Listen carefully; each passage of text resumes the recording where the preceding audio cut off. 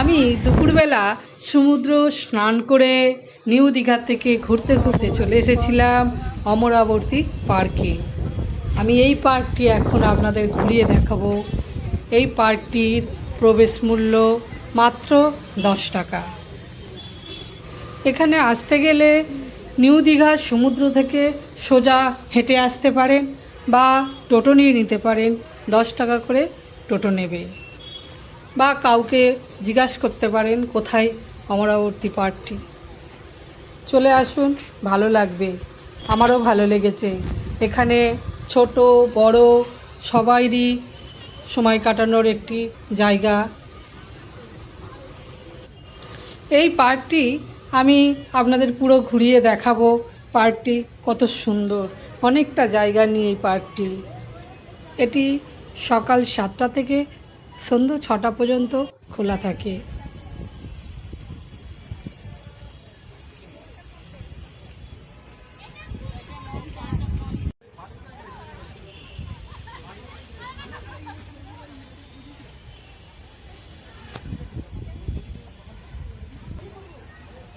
এখানে বোটিং করার ব্যবস্থা আছে।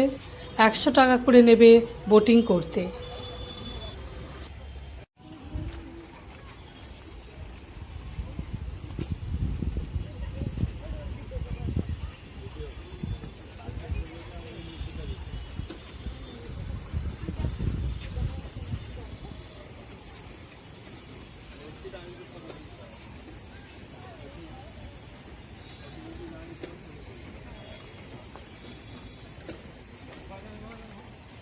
এই ব্রিজটি পার করে গেলেই ছিল রোপওয়ে। রোপওয়ে থেকে দীঘার সমুদ্র দেখার মজাই ছিল আলাদা। কিন্তু দুঃখের বিষয়, এখন রোপওয়েগুলো বন্ধ হয়ে পড়ে আছে।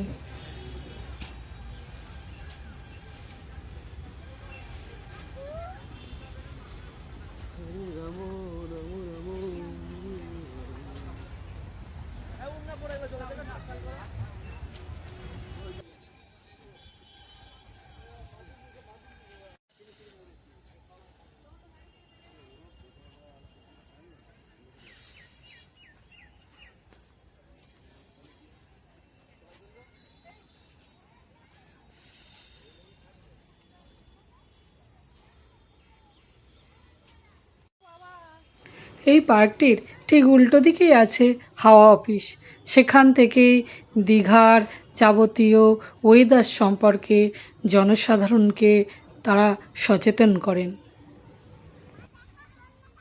এরপর আমি চলে যাব সেই সবাইয়ের স্বপ্নের মন্দির যেটি তৈরি হচ্ছে, বাবা জগন্নাথের মন্দির।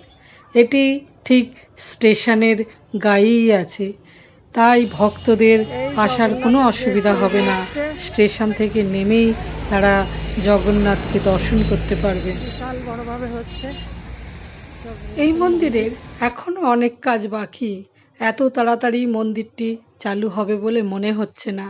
তবে মিস্ত্রিরা পুরো দমে কাজ চালিয়ে যাচ্ছে। তারা চেষ্টা করেই যাচ্ছে যত তাড়াতাড়ি কমপ্লিট করা যায়।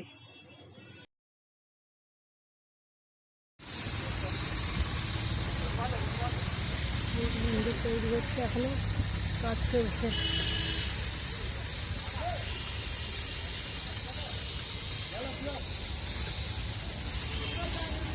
বিশাল এলাকা নিয়ে তৈরি হচ্ছে।